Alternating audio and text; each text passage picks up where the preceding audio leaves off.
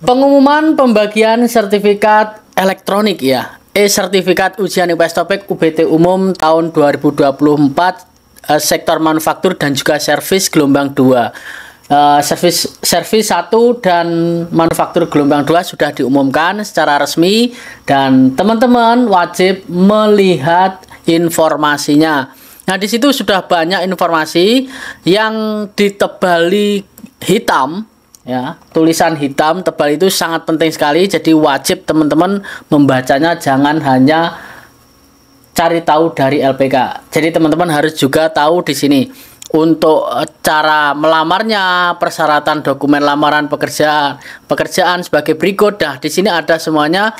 Untuk medical check up-nya juga ada, file pas fotonya, scan KTP, scan paspor, scan surat. Dan di sini sekali lagi buat teman-teman, informasi ini sangat penting ya buat kalian semuanya supaya kalian tidak tertipu oleh oknum yang tidak bertanggung jawab ataupun hal-hal yang tidak Anda lakukan, yang tidak sengaja Anda lakukan tapi dilakukan oleh orang lain. Sending data kalian harus tahu. Ya, tahu semuanya, harus tahu. Karena di sini sudah ada informasi, baik kalian ikut LPK ataupun mandiri, wajib mengetahuinya. Apa sih dokumen-dokumen yang harus kalian penuhi dan bagaimana dan berapa ukurannya dan harus bagaimana di sini ya. Harus dibaca semuanya teman-teman. Di sini sudah ada informasinya, jadi jangan sampai salah. Kemarin ada banyak teman-teman yang chat saya, yang menghubungi saya, Mas, saya kok verifikasinya ditolak, dan ternyata di situ scan-nya foto, bukan foto ya, bukan scan ya, bahwa yang dikirim itu foto. Dan saya tanya, siapa yang sending kamu, yang menyendingkan lamaran kamu siapa? Yang menjadikan LPK, Mas. Nah, di sini. Jadi teman-teman harus tahu yang menyendingkan LPK. Kalau meskipun yang sending LPK tidak apa-apa, tapi kalian harus tahu prosedurnya bagaimana dan cara-caranya seperti apa. Kalian harus tahu di situ. Karena di situ kemarin ada 4 kalau tidak 5 teman-teman yang ikut LPK itu menghubungi saya, tidak saya sebutkan untuk LPK-nya. Menghubungi saya dan ternyata di situ foto paspor. Ya, foto paspornya itu difoto. Jadi tidak di-scan. Ada juga KK. KK juga tidak di-scan, hanya difoto saja. Selanjutnya AK1 surat kartu kuning di situ juga di-scan. Jadi hati-hati teman-teman, di sini diwajibkan untuk scan bukan difoto. Dan satu lagi, fotonya jangan menggunakan foto handphone ya. Kalau meskipun handphonemu jernih bagus, tapi saya sarankan ikut di studio ya. Foto studio itu akan lebih bagus dan insya Allah dengan foto studio kalian bisa cepat dipilih oleh Sajang karena senyumnya itu terlalu kelihatan ya. Kalau foto studio saya rasa senyumnya kelihatan dan wajahnya juga tidak buram seperti itu. Apalagi teman-teman mengupload video foto dengan foto handphone. Handphonenya seperti punya saya dulu ya, Samsung Duos gitu.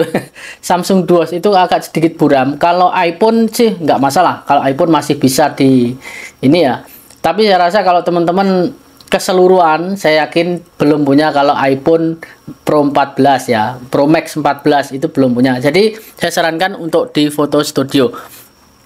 Selanjutnya di situ ada poin nomor 7 syarat ya, semua syarat dokumen, menu pemenuhan dokumen melalui website di Cisco ya, di Cisco. Dan selanjutnya dokumen lamaran online yang telah dikirim tidak dapat diperbaiki kembali. Dokumen yang sudah dikirim, nah lamaran online yang telah dikirim ke Korea tidak bisa diperbaiki lagi. Oleh karena itu harap mengisi dengan hati-hati untuk mengetahui perkembangan lamaran online. Calon pekerja migran Indonesia dimohon untuk melakukan pengecekan secara berkala pada website ya, websitenya Cisco P2MI ya, harus mengecek ya.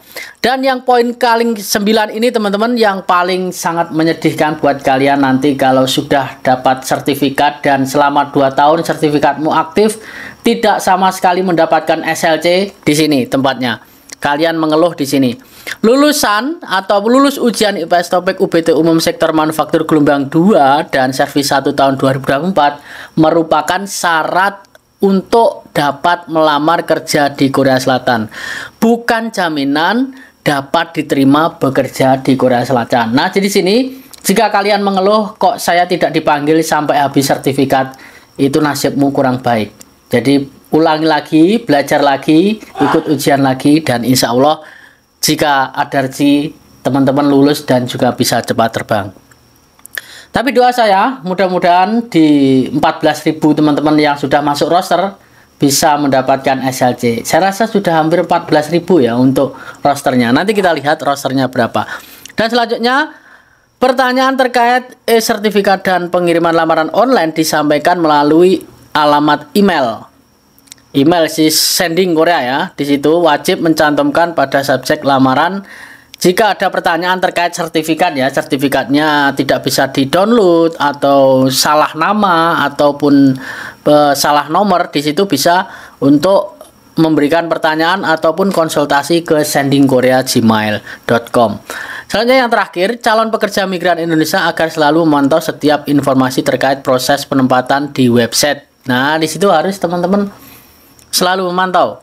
Dan di bawah lampiran itu juknisnya, pencari sertifikatnya ya, pencarian ya, sertifikat IPS Topik, contoh scan paspor dan juknis lamaran online, IPS Topik, mekanisme medical check up dan juga Sarkes sarana kesehatan MCU itu sudah ada ya di 27 Agustus kemarin, MCU 1 27 Agustus 2024. Nah, ini sudah ada semua, dibuka semuanya supaya teman-teman tidak salah paham.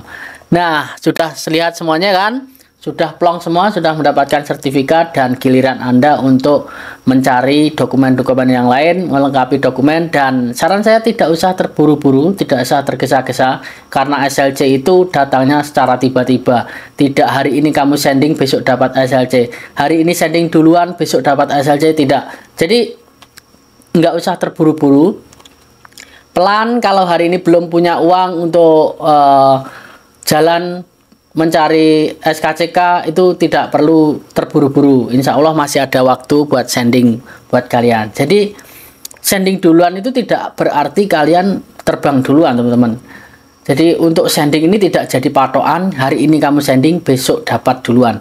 Ada juga teman-teman yang sudah sending duluan, namun 2 bulan 3 bulan tidak dapat. Dan bahkan ada juga teman-teman yang phishing 2023 kemarin sending duluan namun belum dapat SLC ada, tapi di phishing 2024 sending akhir tapi dapat SLC dan bisa cepat terbang. Nah, itulah namanya nasib. Jadi buat teman-teman tidak usah terburu-buru, pelan tapi pasti, dan jangan sampai karena egoismemu cepat sending akan merusak semua keadaan ya, merusak keadaan, semua keadaan. Jadi nanti akan semakin buruk jika kalian mempercepat sending, tidak punya uang hutang. Nah, di situ jangan.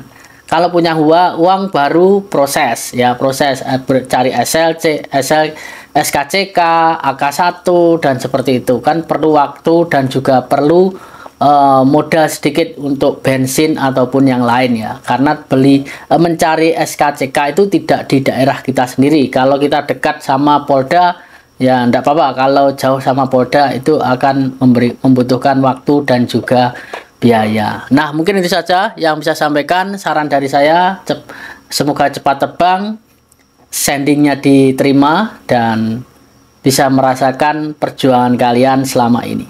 Semoga bermanfaat. Sampai ketemu lagi di video selanjutnya. Salam, kegagalan adalah kunci dari keberhasilan. Annyeonghaseyo.